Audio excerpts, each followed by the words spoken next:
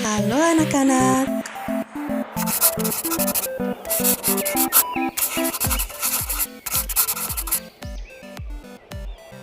Pada kesempatan kali ini kita akan belajar tentang lingkaran. Nah, sebelum kita masuk ke dalam materi, perlu kita ketahui terlebih dahulu apa itu lingkaran.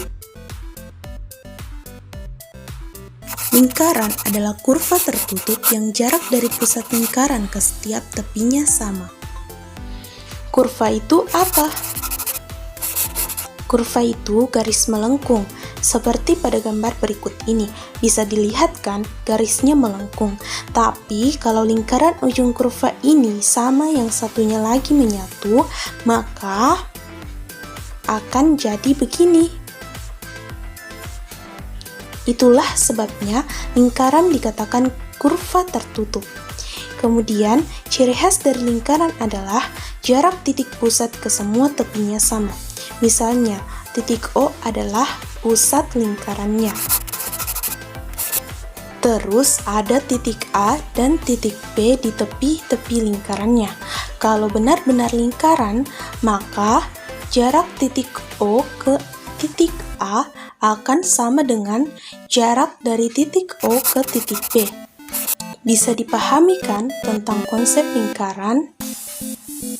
Unsur-unsur lingkaran. Nah, di dalam pembelajaran kali ini ada 7 unsur lingkaran yang perlu kita pahami.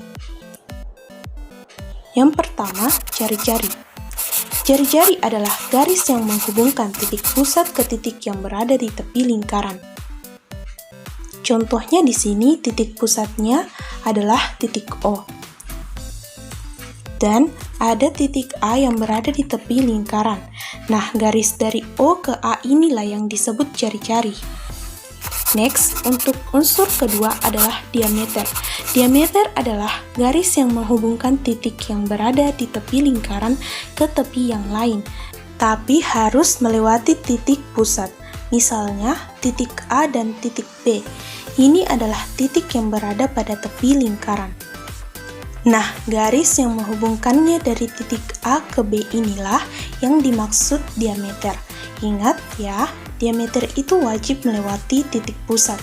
Berarti bisa kita simpulkan bahwa diameter itu panjangnya 2 kali lipat dari jari-jari, atau bisa dikatakan jari-jari itu setengahnya diameter. Bisa dipahami kan? Next, unsur ketiga adalah busur. Busur adalah garis melengkung yang merupakan bagian dari tepi lingkaran. Busur terdiri dari 2 jenis, ada yang mayor dan ada yang minor. Seperti namanya, mayor artinya besar, yaitu busur yang lebih dari setengah lingkaran. Sedangkan busur minor berarti yang kecil atau besarnya kurang dari setengah lingkaran. Catatan, apabila di soal tidak disebutkan busurnya, mayor atau minor, berarti maksud soal itu adalah busur minor ya. Next, unsur keempat adalah tali busur. Tali busur adalah garis yang menghubungkan kedua ujung pada suatu busur. Supaya kalian lebih paham, coba perhatikan lingkaran di samping. Misalkan ada titik P dan titik Q pada tepi lingkarannya, berarti busur PQ. Nah, tali busurnya yang mana? Tali busur PQ adalah garis lurus yang menghubungkan titik P ke Q ini. Paham ya bedanya antara busur dan tali busur. Kalau busur yang melengkung, kalau tali busur garis lurusnya. Coba kita perhatikan lagi. Kalau busurnya setengah lingkaran seperti dari A ke B, maka tali busurnya sama dengan diameter kan?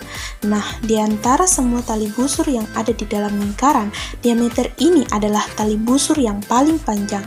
Bisa dipahami kan? Lanjut lagi unsur kelima yaitu apotema. Apotema adalah garis yang menghubungkan titik pusat lingkaran dengan tali busur secara tegak lurus. Kita lihat ke gambar di samping. Titik pusatnya kan di O. Misalnya, ada titik P dan titik Q. Maka, tali busur PQ kan yang ini. Lalu, apotemanya yang mana?